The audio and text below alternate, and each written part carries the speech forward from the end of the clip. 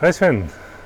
So, when we stand in front of one of the Selene guides, one of the most important components and also the most massive one is the carrier. So I was wondering if you could quickly explain how you designed that part, how it looks like and what its purpose is. Yeah, absolutely.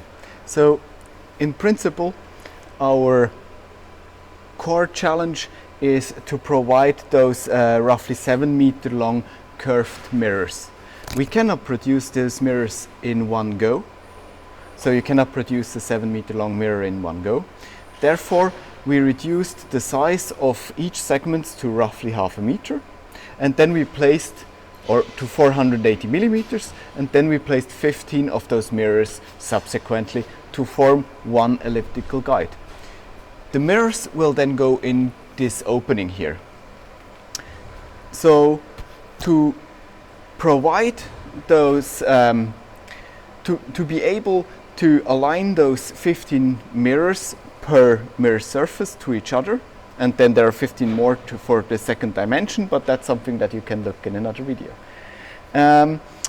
To provide the precision, the alignment precision that is needed here, we need to have a metrology system based on an absolute interferometry system that we also have a video for, and a alignment robot system on the back side to actually adjust the mirrors.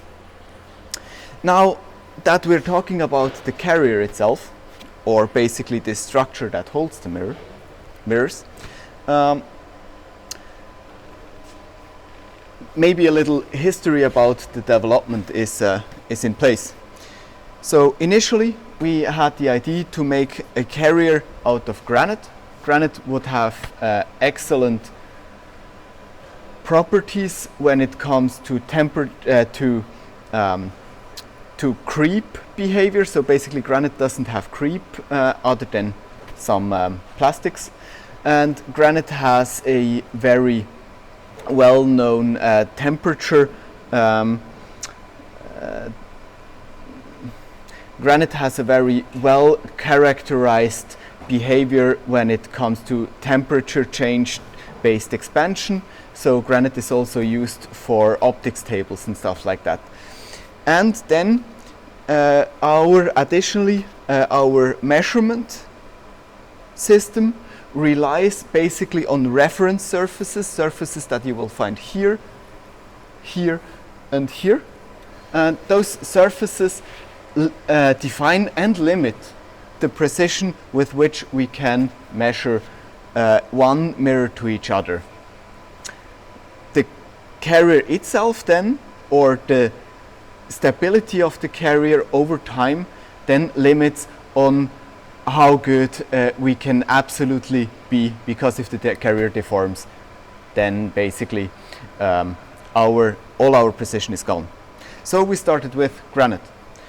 We identified that granite has one problem, however.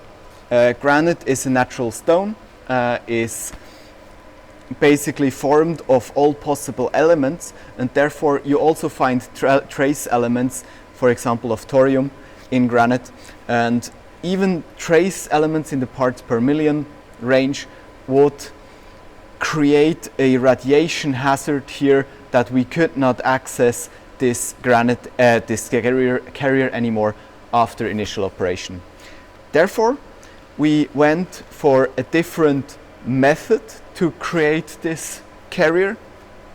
So we created basically a steel inner structure here, and we made some sorts of ribbons through this material here, and we welded the backside, a backside plate on it.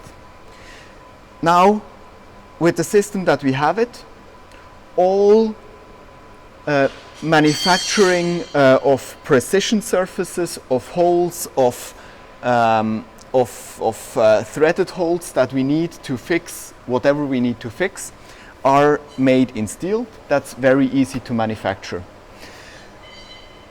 On top of that, we put this material in. We basically casted this material in. The material is a mixture, is a mineral cast, which is basically sand mixed with epoxy, and this gives similar properties when it comes to dampening effects as concrete, for example, has, and is also used in the machine industry, where strong vibrations have to be dampened, where one needs very steady machine beddings. So that's basically what we did here. Additionally to this mineral casts, however, we put we added to the mineral cast a B4C powder, a boron carbide powder, which is a very good neutron absorber. This leads to the fact that now we have a carrier which is not only very resistant to radiation, but is in itself a very good absorber of radiation. It is a good absorber for neutrons. The neutron absorption can happen mainly in the steel and in the B4C, and then the epoxy additionally is a good neutron scatterer, which makes kind of collimated neutrons spreading open and makes them easier to absorb. And additionally, the carrier as we have it here is also a very good gamma absorber, and gamma radiation is something that we actually produce with the reflections on our super mirrors, on our actual neutron guide. So we have not only a rigid carrier here, but also part of our shielding strategy already integrated very close to the beam. That means we need less shielding around the beam line. How long is this carrier for one of the Selene guides? That's 7.2 meters. So was it all cast in one go, or do you have several compartments or parts that you have? That's an interesting question. So basically, when you think about this epoxy casting, you have shrinking and you also have heat that is created during the hardening process. So you at the end are limited to the thickness and width of your cast. Therefore, we have not one casting all along the carrier, but we have compartments that were made by the supplier. You can see, for example, here very well that two different casting zones come together. This casting zone was actually, or the separation of this casting compartments was actually a issue when we casted the carrier, not from a structural point of view. From a structural point of view, the steel part of it is strong enough to basically support that. The steel part is strong enough that it would also support the mineral cast if it would be sand. But we have seen cracks along this separation points, where we had to very carefully backfill because of the dampening effects. This, however, created the risk of creating faults or creating basically chambers of air inside the granite, which we feared would then flow out very slowly and would create virtual leaks that could limit our vacuum performance. During initial tests at PSI, however, we did not see any of those effects, and we were very surprised on how little outgassing we received from this mineral cast. Yeah, exactly, because also it's located within a vacuum system, right?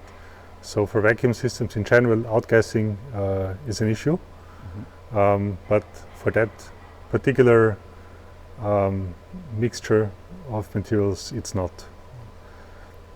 That's right. So we expected, so basically we saw that we could only go in two directions.